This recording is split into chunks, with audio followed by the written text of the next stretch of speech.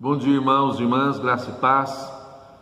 Nós meditaremos nessa manhã numa das passagens mais benquistas, mais apreciadas e talvez uma das mais conhecidas até mesmo pelos não crentes, o Salmo 23, o Salmo do Bom Pastor.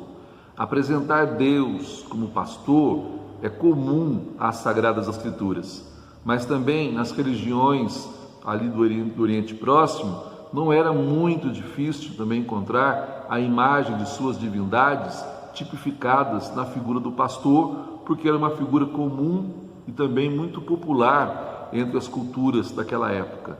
No que diz respeito às Sagradas Escrituras, de fato, de verdade, Yahvé é o Deus pastor de Israel. E para nós que somos cristãos, Jesus Cristo é o pastor da igreja, o bom pastor da igreja. Nós que também recebemos o título de pastores, nós somos co-pastores, pastores auxiliares, pastores subordinados, mas não mereceríamos ser chamados de pastores de maneira nenhuma, porque o pastor real, verdadeiro da igreja é o Senhor Jesus. Mas não se trata apenas de um pastorado, digamos assim, identificado com um povo ou com um ajuntamento de pessoas, assim, numa massa anônima.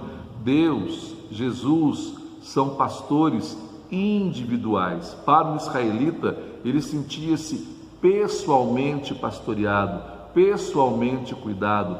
Estava numa relação pessoal com o seu Deus, a despeito de ter Deus como Deus também da sua nação e da sua estirpe. Nós que somos cristãos, não temos Jesus apenas como cabeça e pastor da igreja, como aquele que conduz o povo dos remidos, aqueles que foram comprados com seu sangue. Não, cada cristão faz também uma experiência pessoal do pastorado de Jesus, uma experiência única, íntima, que só ele tem no seu relacionamento de amor, obediência e fé com o Senhor Jesus. Agora, o Salmo 23, que apresenta a figura do pastor, deixa implícita exatamente qual é o modo ou quais são as funções pastorais de Jesus exercidas sobre a igreja e sobre a vida de cada crente. Nestes dias de pandemia, seria muito bom que nós focássemos nestas funções pastorais de Jesus para nos sentirmos ainda mais seguros, ainda mais cuidados, ainda mais amados nesses dias. A primeira função de um pastor é dar pasto, o que significa dizer alimentar, dar de comer, levar ao pasto, apacentar, função do pastor de prover alimento necessário e suficiente e alimento de qualidade.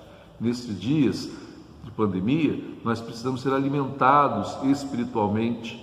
A palavra de Deus nos oferece esta estrutura psicológica, moral, espiritual e intelectual para vivermos estes dias com serenidade, com perseverança e com dócil e resiliente esperança de que dias melhores virão e que nós atravessaremos esse vale escuro da sombra da morte nesta pandemia, porque o Senhor tem nutrido as nossas almas, nutrido a nossa mente, nutrido o nosso coração de si mesmo no Evangelho. Porque cada vez que nós lemos o Evangelho, meditamos o Evangelho, ouvimos a proclamação do Evangelho e a sua pregação, é Jesus mesmo quem fala, mas é Jesus mesmo quem se dá a nós em forma de pão descido dos céus, a sua palavra. Então temos sido até aqui alimentados, nutridos pelo Senhor Jesus, portanto fortificados para ter resistência e resiliência nestes dias sombrios.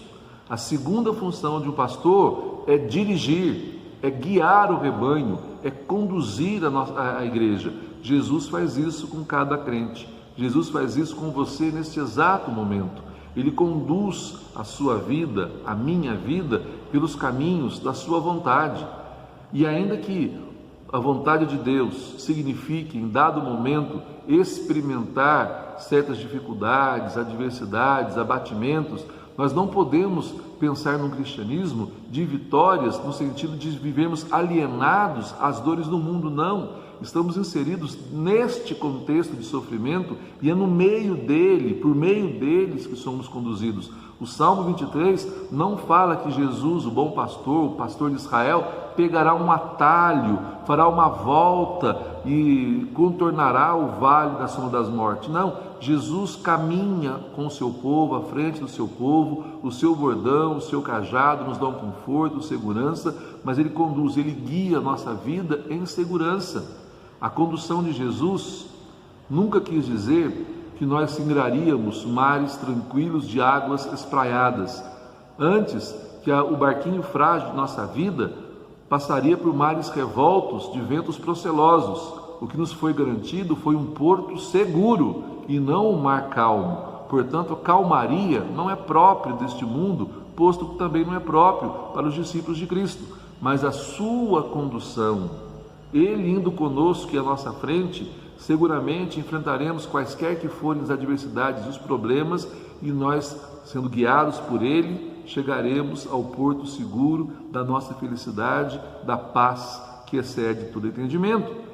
Junto com alimentar e conduzir, o pastor guarda, protege o rebanho de todos os ataques exteriores, dos lobos vorazes desta cultura dominante caída, sem Deus, das falsas doutrinas, das heresias, das mentiras que corrompem a pureza e a verdade do Evangelho, dos escândalos dentro da igreja que possam não só descredibilizar o Evangelho, mas trazer grandes malefícios morais e espirituais para o povo de Deus. O Senhor nos protege até mesmo de nós mesmos, para que nós não venhamos por nossa volúpia ou por qualquer outra força que existe em nós da concupiscência, para que nós venhamos a cometer algum ato que não só aborreça o Senhor, mas importe de maneira fatal da nossa separação dele. O Senhor nos protege o tempo todo, nos protege também contra os perigos do tempo, da história, das intempéries, das pandemias que estão aí, quando a ele nos confiamos. E essa proteção do Senhor significa que nunca, jamais, de maneira fatal, seremos destruídos, porque, como diziam os antigos, se nós virmos a tombar pelo martírio ou por qualquer outra realidade criatural deste tempo e desta vida, nada de mal terá acontecido conosco, mas apenas teremos sido restituídos àquele que nos criou. Portanto, que o Salmo 23, que você seguramente há de ler depois dessa reflexão, dê grande paz, senso de segurança, direção, orientação e vida para a sua vida nesta quinta-feira. E que Deus muito, muito te abençoe.